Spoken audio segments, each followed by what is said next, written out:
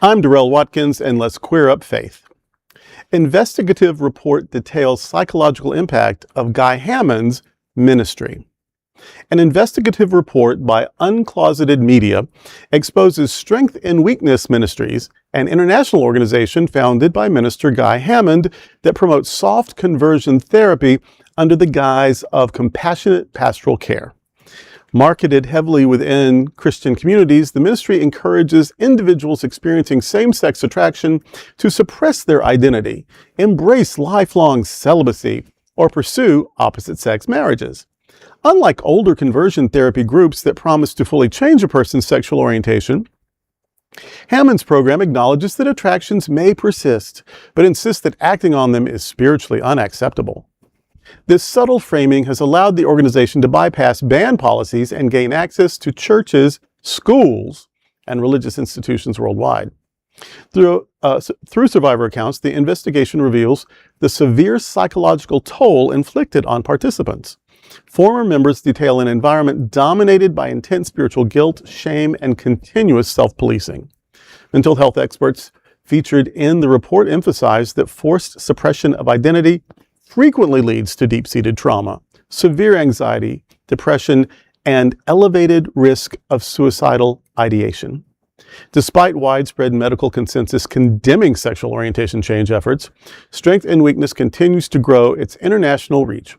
By positioning its practices as loving guidance rather than explicit therapy, the organization insulates itself from legal accountability while continuing to inflict lasting psychological damage on vulnerable individuals within faith spaces.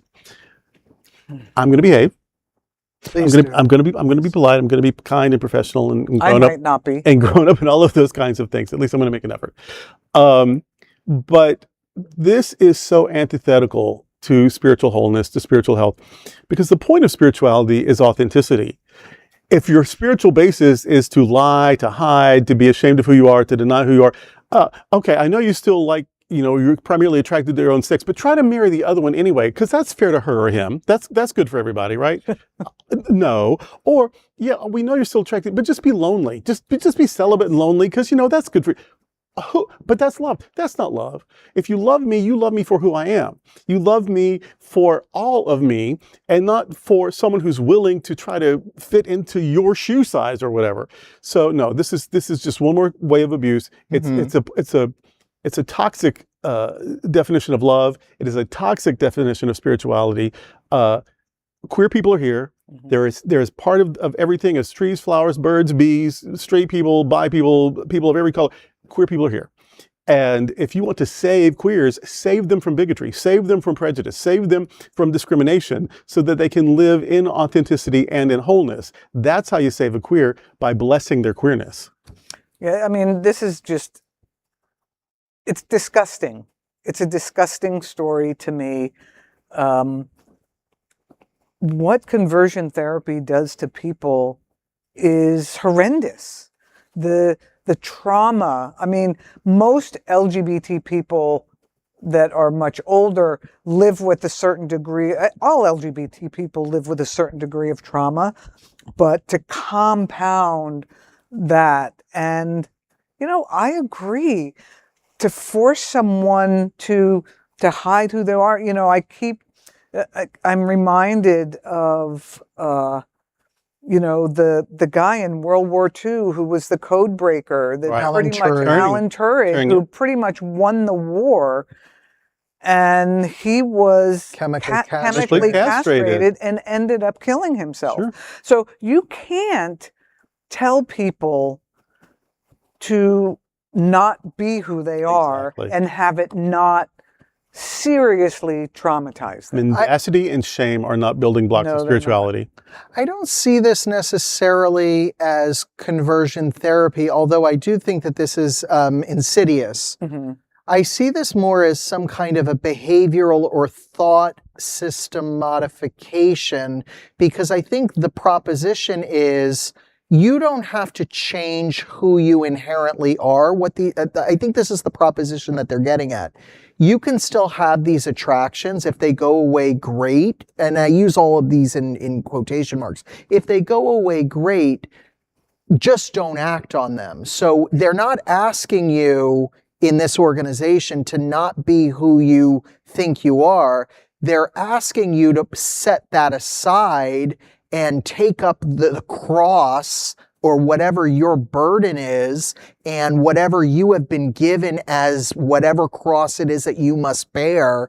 And if that means being celibate and not sinning, because to them gay sex and gay relationships are sinful, it means that God has given you some kind of a mission to be holy. And to be holy to them would be to not act upon this thing in your nature that calls you to be unholy. So it's very nefarious, because it's something, as you said, Bishop, you know, it's the birds and the bees, it's the flowers, it's the tree. Oh, that rhyme. Birds and the bees and the flowers and the trees. You know, it's in it's in nature. It's everywhere. So to tell somebody not to love the way that they have the proclivity to love, and to say God wants it that way, it's really messing with people's psyches. Yes. Of course, and yeah, it's dangerous. Yeah. And I don't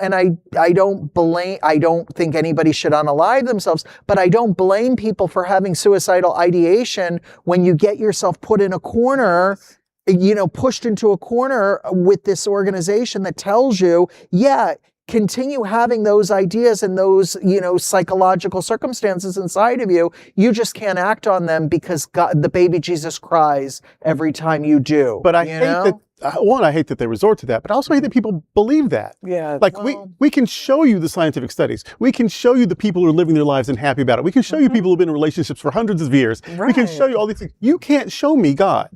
And yet this person that you can't show me, you've never met anyone who met, but you know what that God wants, and it's for me to be unhappy. See, who's buying this story? Exactly. Who is buying this story? And now, it's traumatizing. And, you know, it's horribly traumatizing. Check out my drag. I'm all into the religion business, but religion shouldn't be hateful. It shouldn't be making you hate yourself. It shouldn't be against love and mutuality and relationship and community and fun.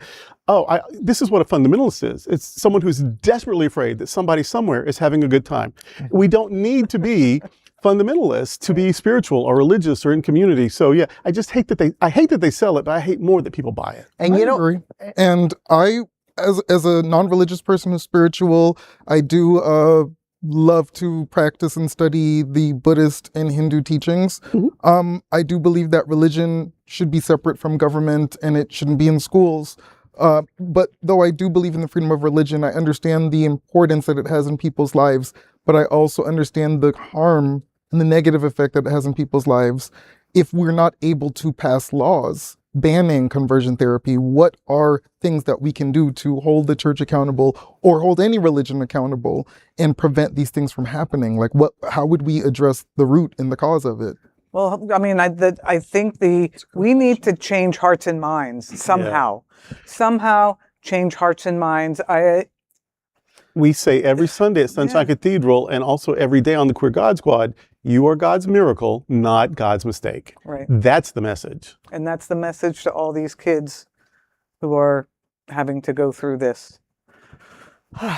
Well, there is no other queer nonprofit media platform like this in the entire world. Support our LGBTQ stories by sharing them and subscribing to Queer News Tonight.